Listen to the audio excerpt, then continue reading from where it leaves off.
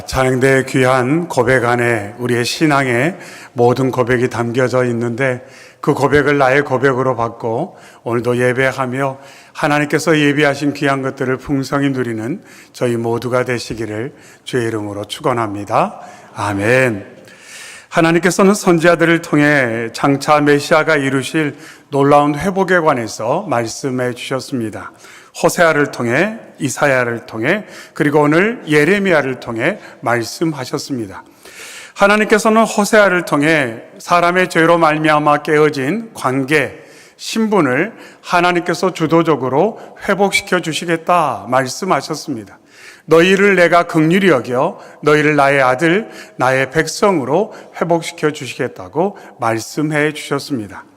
하나님께서는 이사야를 통해 장차 메시아를 통해 이루실 하나님 나라에 대해서 말씀하시면서 그 하나님의 나라에는 헤뎀도 없고 상함도 없다 말씀하셨습니다. 이 헤뎀이라는 것은 서로를 무가치하게 여기고 또한 서로에게 악한 영향을 끼쳐 하나님으로부터 분리시키고 멀어지게 하는 것을 헤뎀이라고 말합니다.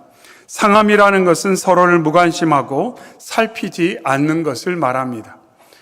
우리가 분명 이 세상 가운데 빈번하게 경험하는 것은 뭐냐면 헤뎀과 상함입니다.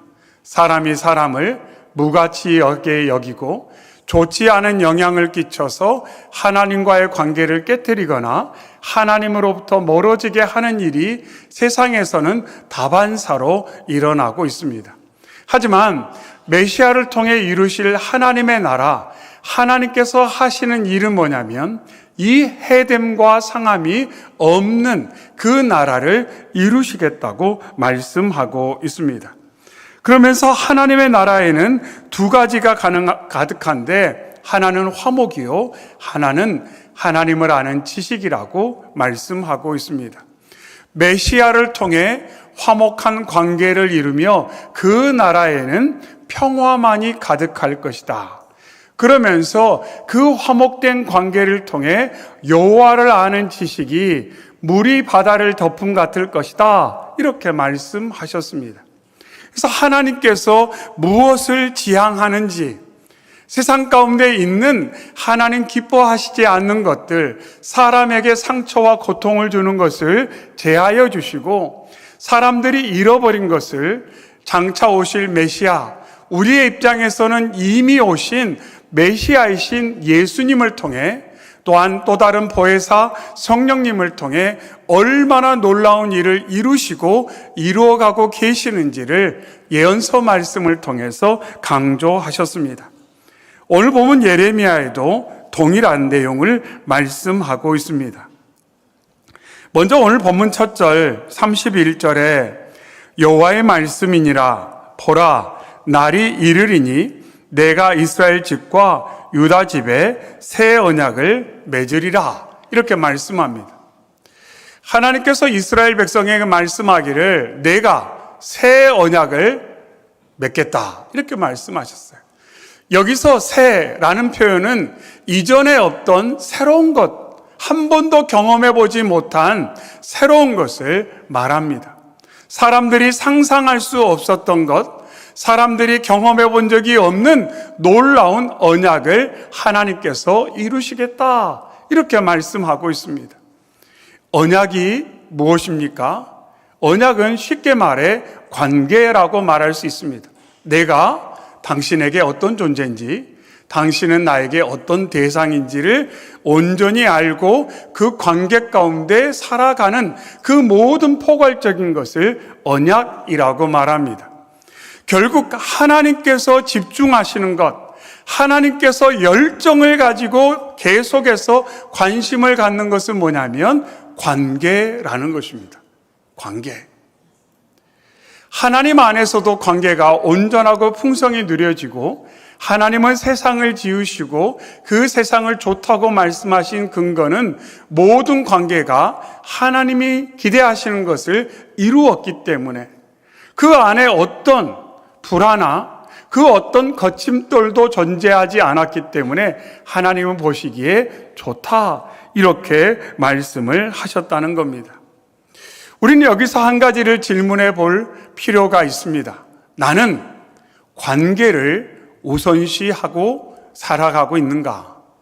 나에게 관계가 그 무엇보다 중요한가? 왜냐하면 하나님께서는 관계를 최우선시 하셨기 때문에, 그래서 인간의 죄로 말미암아 깨진 그 관계를 하나님께서 새롭게 세우겠다 말씀하셨는데, 나는 관계를 중요시 여기며 살아가고 있는가? 탕자의 비유에서 보면 두 아들에게 조금 다른 문제가 있는 것처럼 보이지만 그들의 근본적인 문제는 관계 중심적이지 않았다는 겁니다. 둘째 아들은 관계를 내팽개쳤어요. 아버지와 관계, 하나님과의 관계를 내팽개쳤습니다. 도리어 그가 집중했던 것은 물질이었어요. 내 마음껏 살아갈 수 있는 자유였어요.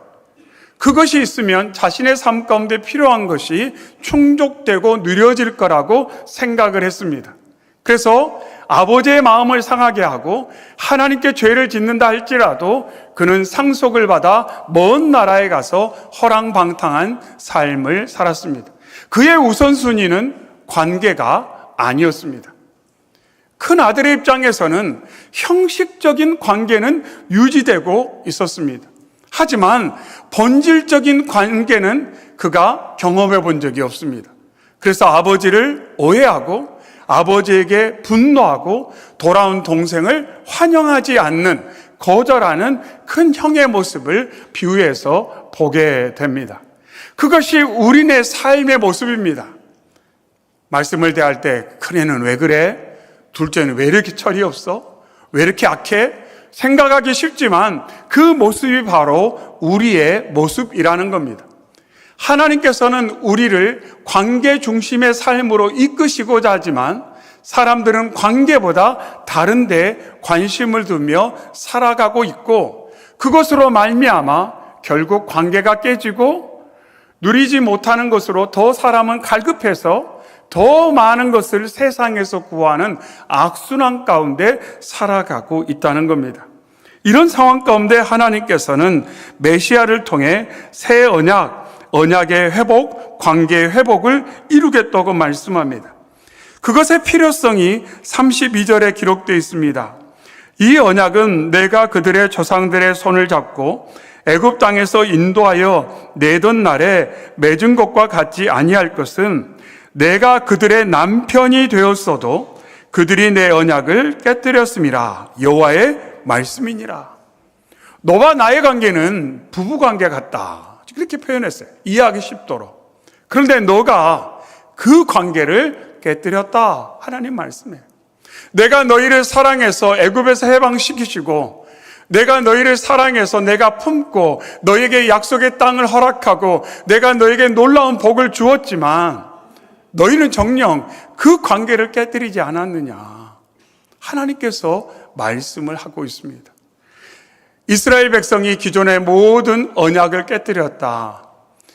그 관계를 그들이 부정하고 하나님을 떠나버렸다는 것을 말씀하고 있습니다.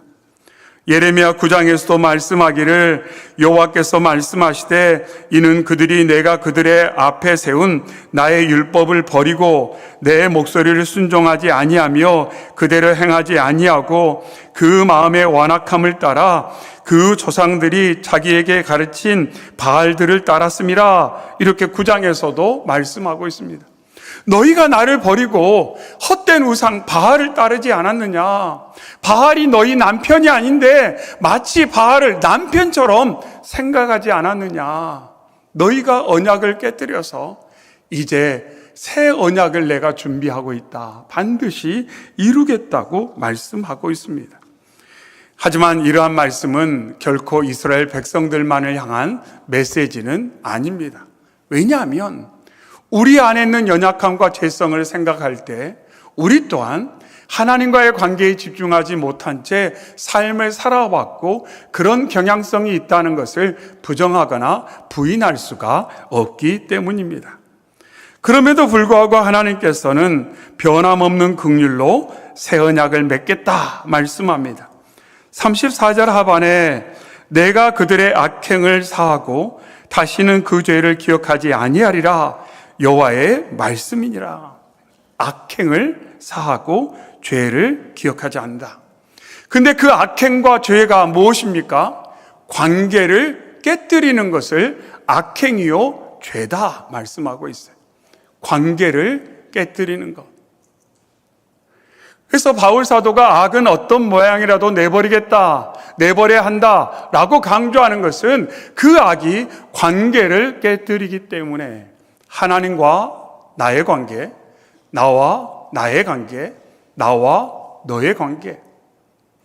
인간이 에덴 동산에서 죄를 범하고 그 관계가 무너지자 어떤 표현과 어떤 행동과 태도가 나타났는지를 저희는 잘 알지 않습니까?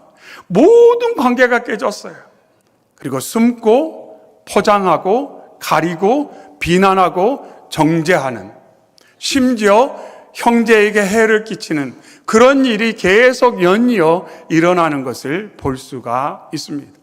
죄의 결과였고 또 죄의 결과로 깨진 관계로 인해 또 죄가 발생하는 악순환 가운데 삶을 살아가고 있다는 겁니다. 그런데 하나님께서 뭐라고 말씀하냐면 내가 너희들의 악행과 죄를 기억하지 않고 사하겠다. 너희가 용서를 구하지 않았음에도 불구하고 내가 일방적으로 호의를 베풀겠다.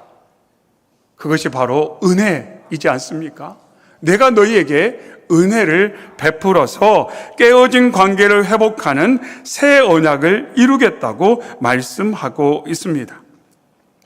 그러면서 이 새 언약이 어떻게 가능한가? 33절에 그러나 그날 후에 내가 이스라엘 집과 맺을 언약은 이러하니 곧 내가 나의 법을 그들의 속에 두며 그들의 마음에 기록하여.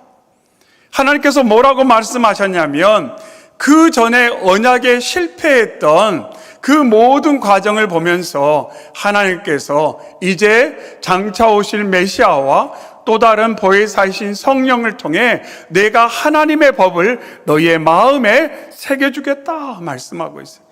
너희의 마음에 새겨주겠다 말씀하고 있습니다. 34절에도 그렇게 말씀합니다. 그들이 다시는 각기 이웃과 형제를 가리켜 이르기를 너는 여호와를 알라 하지 아니하리니 이는 작은 자로부터 큰 자까지 다 나를 알기 때문이라 이렇게 말합니다. 그래서 하나님을 알게 된다. 근데 구약의 개념으로 볼 때 하나님을 안다는 것은 들어서 하는 개념이었어요. 배워서 하는 개념이었어요. 누군가 전해주는 것을 듣고 알아가는 개념이었어요. 근데 하나님께서 뭐라고 말씀하냐면 이제 내가 새 언약을 세우는데 그 하나님과의 화목된 관계는 들어서 아는 것이 아니라 너희 속에서 하나님을 직접 만남을 통해서 하나님을 실제적으로 경험함으로 하나님에 대한 생생한 지식, 생생한 경험, 생생한 알을 통해 너희들이 부정할 수 없는 방식으로 하나님을 인정하고 인식하게 될 거다. 그렇게 말하고 있는 거예요. 내가 그 일을 행할 것이다. 그 일을 행할 것이다. 하나님께서 예수 그리스도를 이 땅에 보내신 목적도, 성령님이 이 땅에 오신 목적도 결국 새 언약을 완성하기 위해 이 땅에 오셨는데 그 새 언약, 하나님과의 깨어진 관계를 회복하는 과정 가운데 중요한 것이 있는데 바로 하나님을 인격적으로 깊이 경험하면서 하나님을 알게 되는 것. 물론 우리가 매일의 삶 가운데 하나님의 말씀을 읽고 묵상하고 또한 누군가에게 선포되어지는 말씀을 듣고 또한 양육받고 훈련되어지는 것은 참 귀합니다. 가치가 있어요. 근데 하나님께서는 오늘 말씀을 통해 성령이 주도하여 그 모든 일을 진행할 뿐만 아니라 성령님께서 너희들의 심령 가운데 역사하여서 들었던 말씀을 기억하게 하고 그 말씀을 이해하도록 돕고 그 말씀 속에서 단순히 문자 활자화된 글이 아니라 그 가운데 살아 역사하는 검과 같은 성령의 역사, 하나님을 인격적으로 만나는 경험을 하게 될 거다. 그래서 너희들이 하나님과의 만남을 누리게 돼서 만남을 통해 하나님을 아는 지식이 충만해질 거다. 이렇게 말씀을 하고 있어요. 그리고 이것이 관계의 유익이 되는, 그러니까 선순환이 일어난다고 말씀하고 있습니다. 죄를 지으니까 관계가 깨져서 하나님을 잘 모르고 허탄한 것을 섬겼던 악순환의 고리가 깨지고 이제 하나님께서 모든 것을 주도하셔서 예수 그리스도와 성령님으로 인해 하나님을 알아갈 수 있도록 길을 열어주시고 그 만남을 통해 하나님을 알아가고 하나님을 알아가니까 관계가 더 좋아지는 선순환의 역사가 하나님 주도적으로 일어나게 된다 말씀하시면서 오늘 본문에서 내가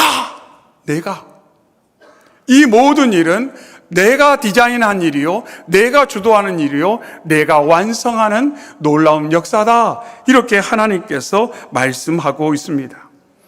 바울 사도도 고린도 후서에서 말하기를 너희는 우리로 말미암아 나타난 그리스도의 편지니 이는 먹으로 쓴 것이 아니요 오직 살아계신 하나님의 영으로 쓴 것이니 또 돌판에 쓴 것이 아니요 오직 육의 마음판에 쓴 것이라, 이렇게 말씀합니다. 하나님의 영으로 내가 너희의 마음판 위에 새겨주겠다. 잊어버리지 않도록, 간과하지 않도록, 지나치지 않도록 부정할 수 없는 방식으로 너희들이 삶 가운데 계속 기억할 수밖에 없도록 내가 새겨주겠다. 하나님 말씀하고 있는 거예요. 저희가 오늘과 다음 주일에 다음 세대 교사 박람회를 하지 않습니까? 또한 교사들을 힘있게 세울 뿐만 아니라 가정에서 부모님, 할아버지, 할머니들이 정말로 교사로서의 역할을 감당해 주십사 늘 언제 말씀드리는 이유는 바로 이거예요. 교사를 통해, 부모님을 통해, 조부모를 통해 하나님께서 이와 같은 일을 행하기를 원하시기 때문에 성령의 도구로 그들을 사용하기 원하시는 것도 우리가 꼭 기억할 필요가 있다는 겁니다. 그러면 우리가 어떤 상태가 되냐면 고린도서 말씀에 있는 것처럼 그리스도의 편지가 된다는 겁니다.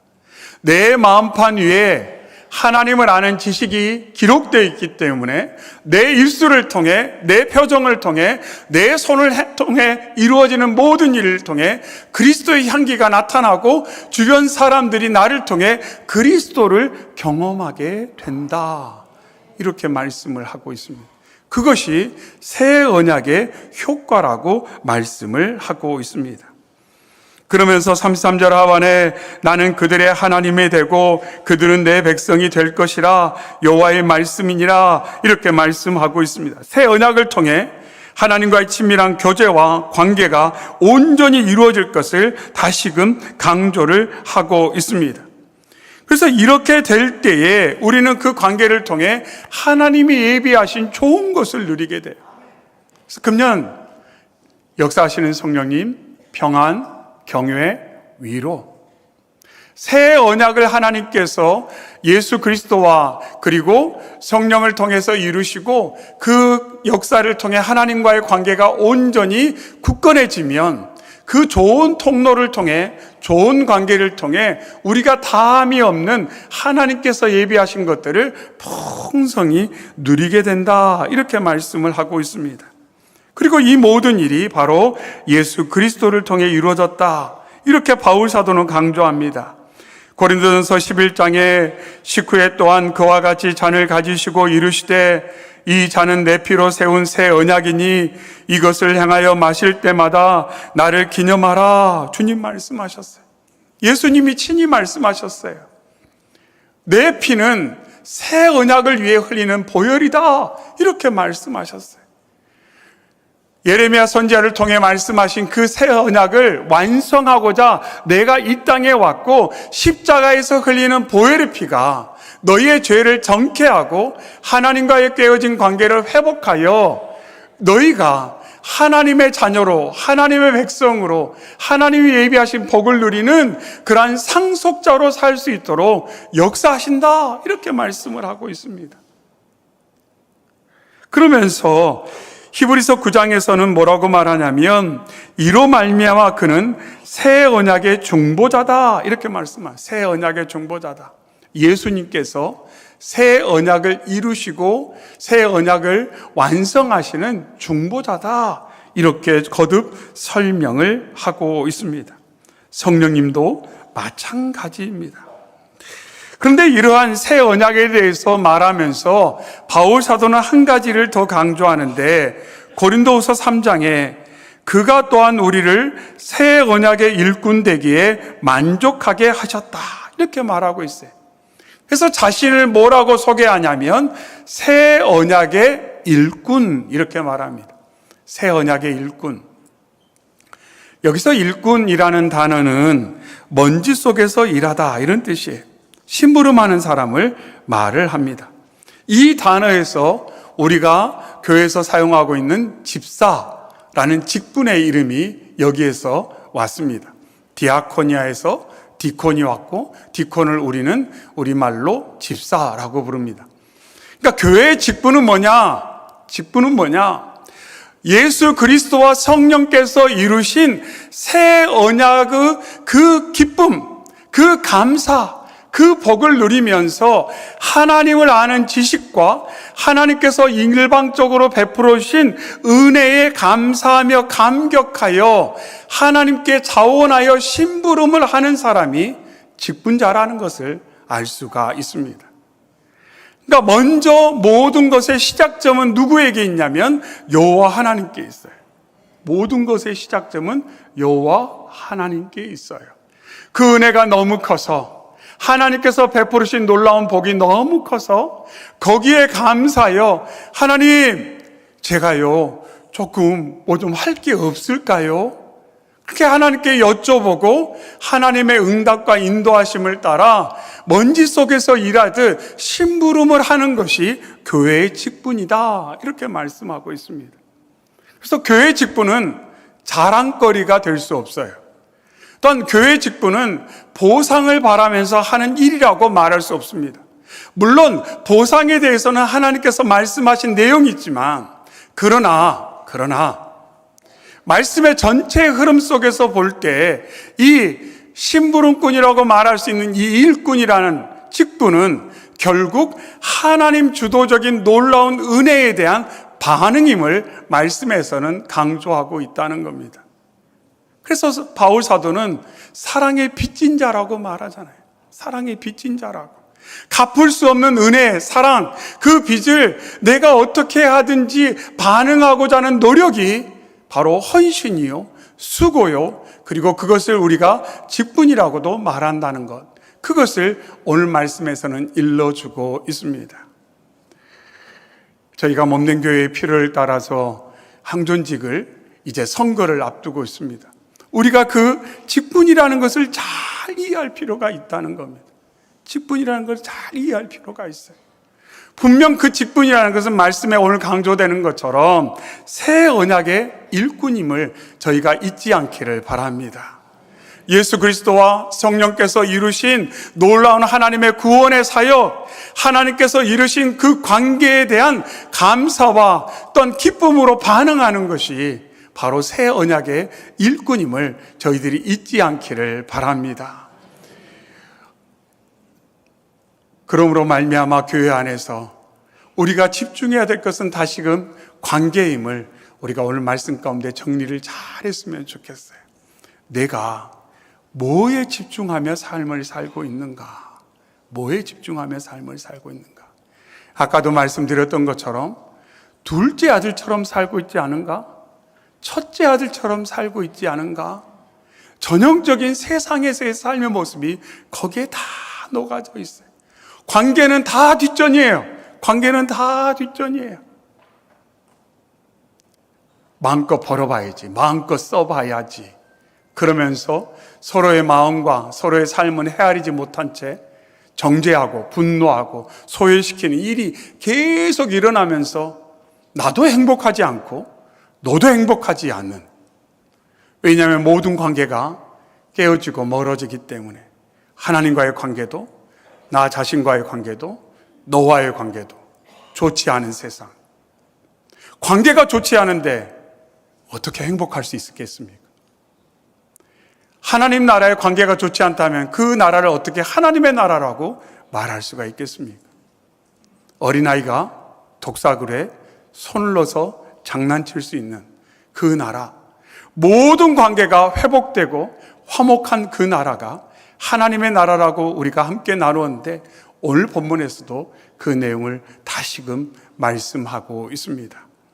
바라기는 이 시간, 예배하는 이 시간, 저희가 온 마음을 주님께 활짝 열어 이 시간 우리와 함께 하시고 역사하시는 주님을 깊이 만남으로 말미암아 하나님과의 좋은 관계 가운데 복을 누리시고, 그 하나님의 도우심을 힘입어 나와의 관계, 너와의 관계도 새로워짐으로 말미암아 매일 순간순간의 삶이 우리를 지치게 하고 고단하게 하는 설령 환경이 있다 할지라도 좋은 관계를 통해 공급되어지고 누려지는 그것으로 세상의 삶을 능히 감당하는 저희 모두가 되시기를 주의 이름으로 축원합니다. 아멘. 사랑의 주 하나님 아버지, 감사합니다. 생명의 말씀을 통하여 하나님께서 이루신 새 언약이 무엇인지를 더 알아가게 하시고, 그 새 언약 가운데 우리가 좀 더 집중해야 될 것이 무엇인지를 일러주시니 감사합니다.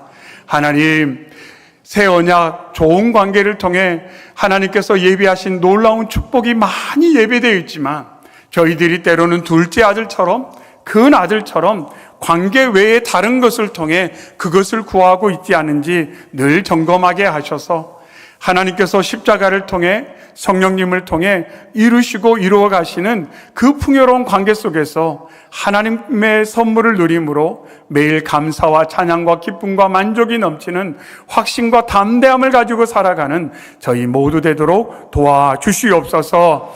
하나님, 혹여 공동체 안에서 서로의 관계 가운데 어려움이 있다면 하나님 주신 힘으로 그 관계도 새로워질 수 있도록 주여 인도하여 주옵소서. 예수님의 이름으로 기도하옵나이다. 아멘.